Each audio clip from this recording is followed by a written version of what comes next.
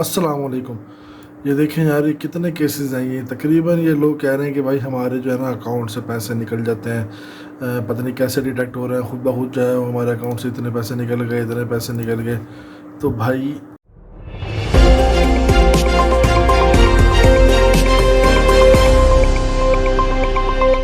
तो भाई सिंपल सी एहतियात है। सबसे पहले तो आपने अपना OTP जो आपके पास मैसेज आता है वेरिफिकेशन का, वो आपने किसी को नहीं बताना।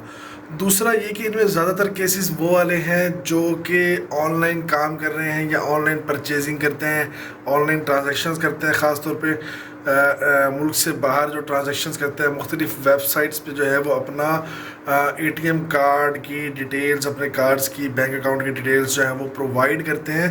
तो उनके साथ ही ज़्यादा केसेस होते हैं। अब इसमें एहतियात आपने कहाँ करनी है, जब भी आपने इस तरह का काम करना है तो इसके लिए आप एक अलग से जो है अपना बैंक अकाउंट बना लें। बहुत सारे वॉलेट हैं, जैसे कि सादा पे है, नया पे, और बहुत सारे बैंक्स हैं जिसको आप यूज़ कर सकते हैं। या कोई भी एक बैंक ले लें, उसको सिर्फ मखसूस ऑनलाइन काम के लिए, ऑनलाइन ट्रांजैक्शंस के लिए जो है ना उसको मखसूस अलहदा कर दें।